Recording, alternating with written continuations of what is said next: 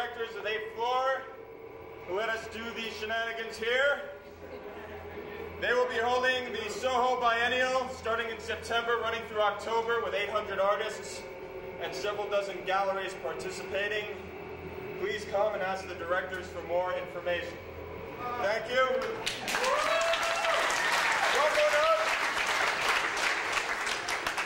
We're all shit poor, so if you want to pass some money to the helmet, we'd appreciate it. Put around $100, $150 into this, so you can shell out something, that would be great. Woo!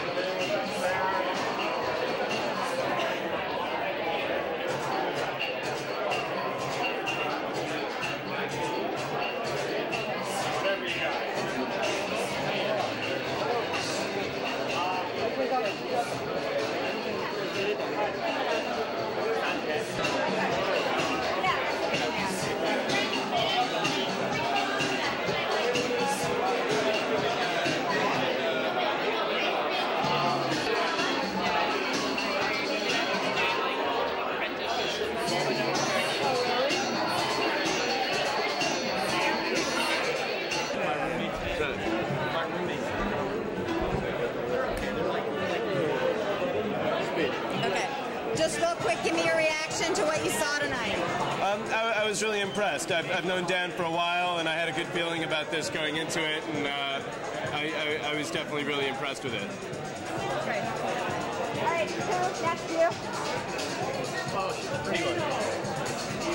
Reaction to what you saw tonight. What do you think about it?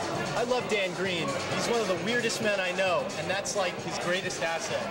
You know, for me, it's always a pleasure to come to one of Dan's performances because it's just like walking through his mind, and this is what you get to see. How do you guys know about these performances? How do you find out about them? Word of mouth. No, actually, Dan is part of an artistic collaboration called the Collective Unconscious. And what they're about is a group of artists that collaborate on a variety of subjects and topics. And Dan is a part of that, and this is just one of the offsets from that. Dan does a lot of unique performances like this, always including very interesting space-age costumes, as well as non-dialogue, actually, which I find interesting because you're more apt to look at the character and the expression instead of concerning yourself with what they're speaking about. And I find the emotion to carry through more and to be more interesting. That's fun.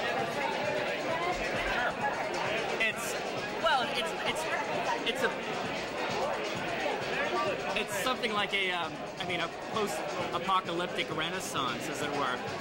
The age of Mad Max has gone, and it's coming back again. I mean, the days of Star Wars. I just saw Aliens 3 again on television yesterday. I think this is all reminiscent of a kind of a sensitivity which is perhaps heightened by a kind of a new political unrest that's starting to formulate.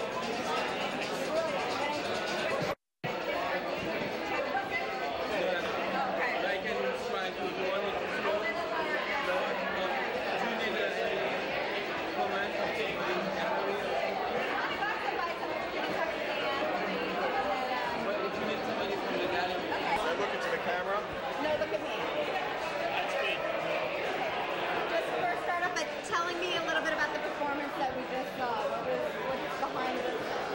performance was influenced by reading I'd done in a book called The Golden Bough, which is about primitive and modern mythology. And it was a futuristic interpretation in extremely visual terms of an ancient Roman ceremony that was very visceral, in which bulls were slaughtered, etc. But we weren't slaughtering any bulls here, but we were trying to represent the same kind of thing.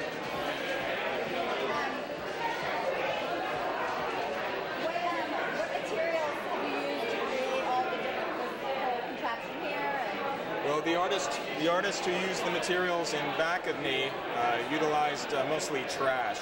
Actually, the group I work with and the artist who is part of our theater group work primarily with industrial refuse. We try not to make trash, we just use other people's garbage. Where do you get the funding to run productions like this? We don't. I guess that's part of where the trash comes in. We do things with a lot of found objects, so we don't have to buy much. The rest we work out through networks of friends in the arts that exchange favors and equipment, and we have day jobs. How do you get the word out about your performance? Well, a lot of it, we do publicity. For this event, there were publicity, and there was publicity. There were press releases, but it's primarily word of mouth and people that see the kind of art that we make, which is not really part of any genre. It's not musical. It's not pure dance. It's a kind of amalgam, a kind of opera. In very visual terms, it's heavily influenced by cinema and videos, etc.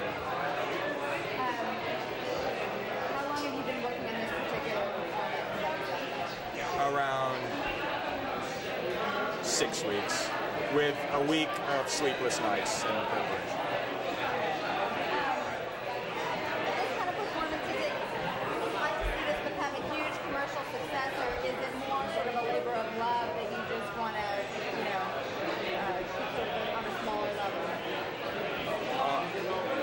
I myself and the people I work with, I think I can speak for them, we're not averse to success, although we do want to do our projects in an uncompromising manner, not having to soften them up or tone them down or make them more violent or less violent or more this or less that according to whether they will sell. But if success hits and we can do something in a stadium or commandeer the George Washington Bridge to do a performance, why not? You mentioned something about the people that run this particular space. Are there a lot of other performances that come in and play here? The space itself, I think, primarily has been home to visual art shows, although there have been performances. We linked up with them through the artist who did the work in back of me. And we all belong to a network of artists that are not that institutionally connected and that are primarily doing it, as you said, as a labor of love, and the money comes, it's fine. But we run into each other by word of mouth and a handshake like anything else. That's great. Come on. Oh, gosh. I guess, let's ask would you like to see this become a huge commercial success, or is it more of a labor of love? He's just asking me to ask the best question because he's got a better frame. So, again, is this more of a labor of love, or is this something you'd like to see become, huge? It is primarily a labor of love. We will not change our labor for the sake of success, but if success comes and we become part of the history books, that's fine. Perfect. That's great. You look at me when you talk. Okay, yeah, we have speed. Okay. So tell me about this whole thing that you've created here, the materials you used, and what spawned this whole project. I've used to do, let's say, more conceptual work, which is more, let's say, fluxus base. When people, more fluxus base, more, it looked more like the stuff you see in Soho. And then I had a lot of internal resistance to doing this kind of work because I thought it was too poppy, but I love science fiction movies, so, and all this information was in my head, so this stuff started coming out whether or not I liked it or not, so then I just started going with it.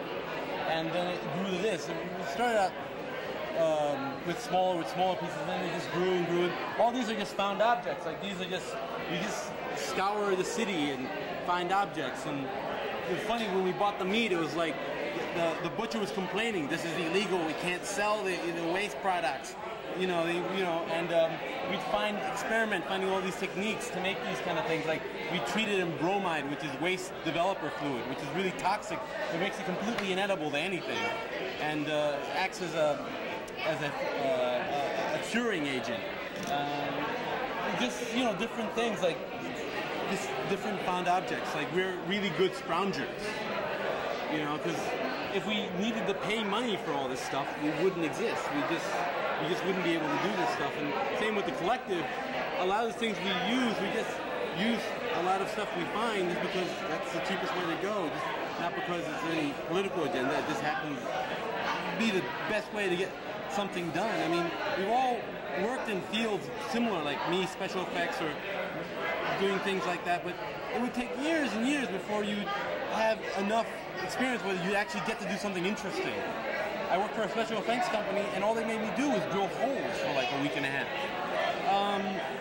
And that, so that's the only way to go, is just on your own and just do things, just develop your own projects, even though they're small and, they may not be big budget, but at least they're yours.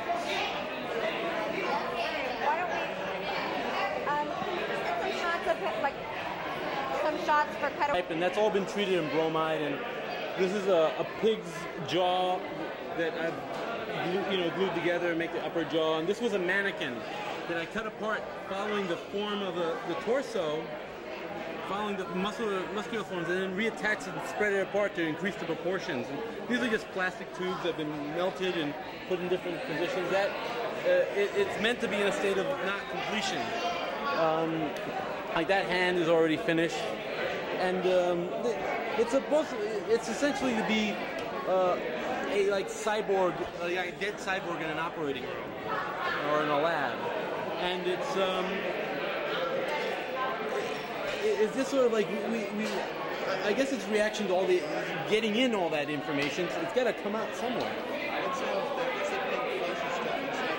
Oh, that's a bag of meat that we got really cheap because it had gone off. They were going to throw it out, and it was already off because so that's very rapidly putrefying in there. We have a tube with all the excess gas going out of there, because before we added on this tube, it was putrefying and the bag was filling up with gas.